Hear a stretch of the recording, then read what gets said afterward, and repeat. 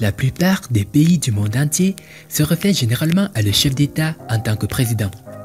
Il est également courant d'appeler leur résidence officielle les palais présidentiels. Cependant, tous les pays n'appellent pas la résidence officielle de le chef d'État un palais. Certains autres noms utilisés sont la maison du gouvernement, villa présidentielle, maison de l'État, manoir exécutif, etc. Ces bâtiments d'une grande importance sont suffisamment magnifiques pour se classer parmi les meilleurs du monde entier. Bonsoir et bienvenue à tous, chers éclaireurs.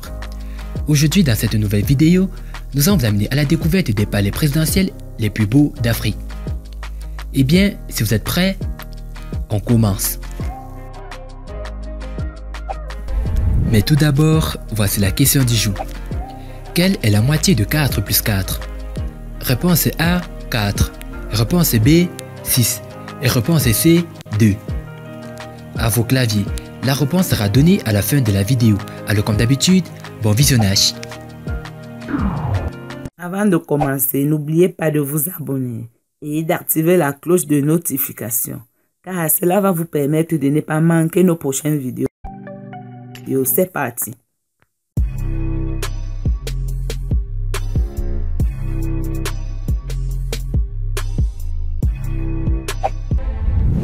Le palais de la République au Sénégal.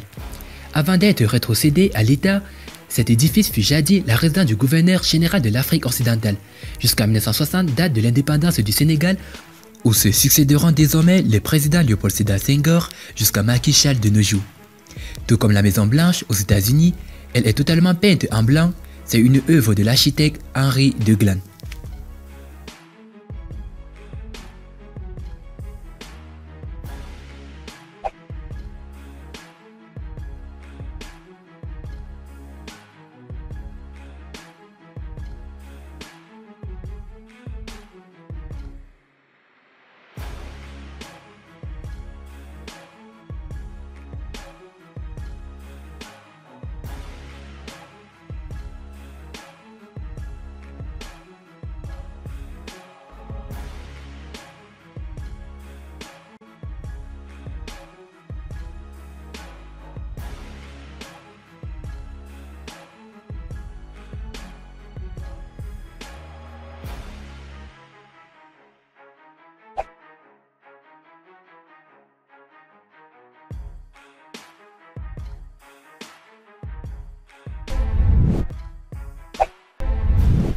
La State House.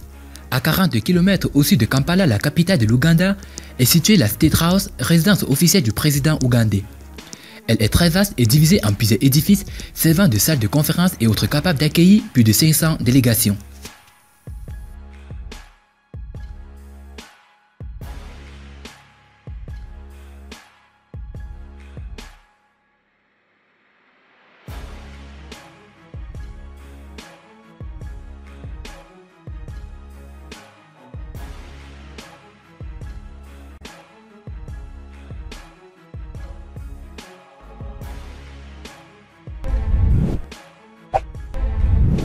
Le palais présidentiel Nouakchott en Mauritanie.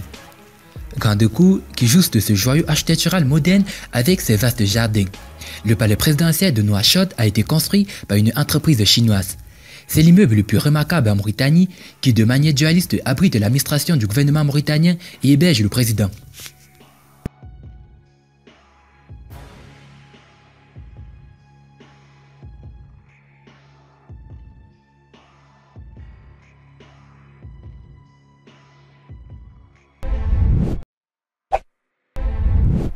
Le palais présidentiel Khartoum au Soudan. Avec vue sur le Nil, la bâtisse a été construite sur les berges du dit fleuve et officiellement inaugurée en 2015 par son excellence le maréchal Omar Hassan Ahmed Bachir.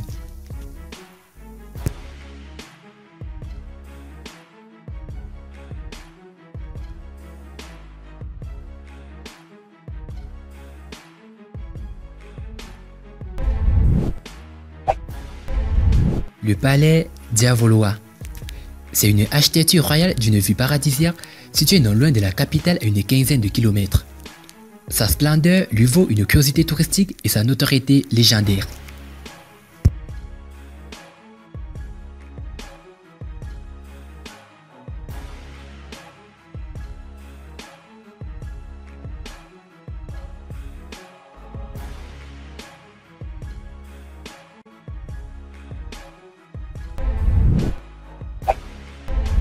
Le jubilé Raos. Construit à hauteur de 50 millions de dollars, le Flagstaff House a vu le jour en 2008 sous la présidence de John Agyekum Kufuor. Il a été rebaptisé Golden Jubilee House par le président Nana Addo Dankwa Akufo-Addo le 29 mars 2018. Véritable immeuble qui fait la fierté de son pays.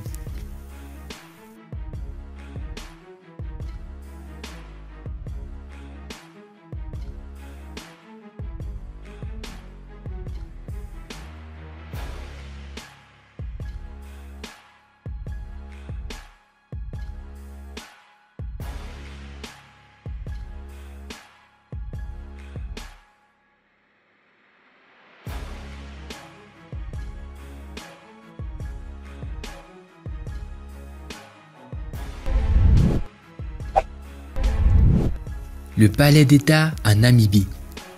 Sous la domination de l'Afrique du Sud, la Namibie n'a acquis son indépendance que le 21 mars 1990.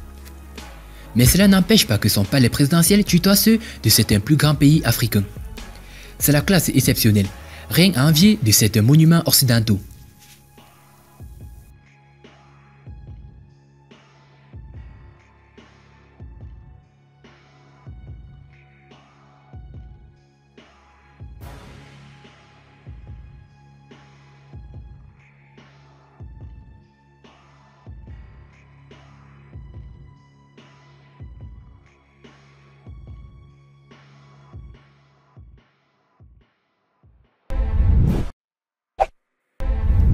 L'Union Building en Afrique du Sud.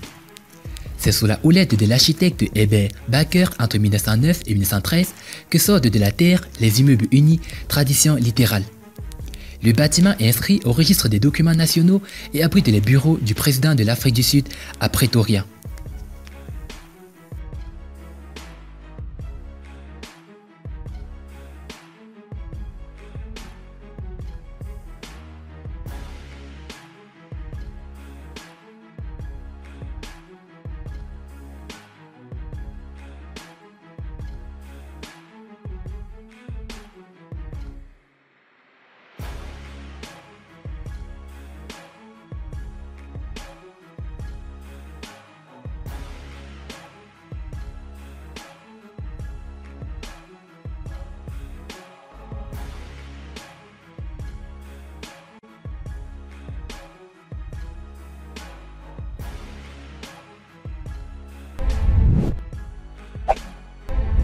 Le palais d'Abeddin, en Égypte.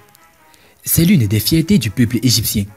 Bâti sur 24 hectares de terrain, il a fallu une dizaine d'années pour arriver à l'inauguration de cette architecture française entre 1874 et dont le maître fut Léon Rousseau.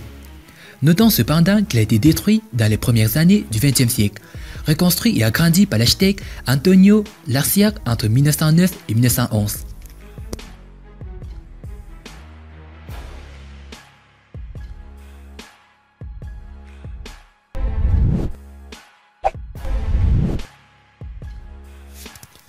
Le palais de l'Unité au Cameroun.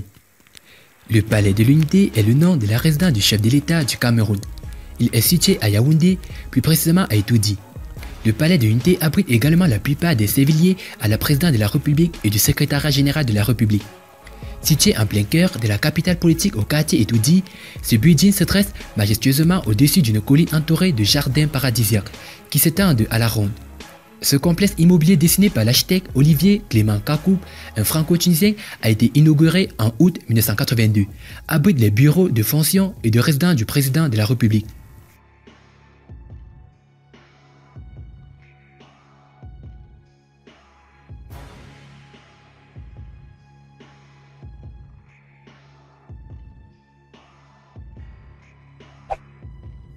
Et bah, concernant la question, la réponse est 6.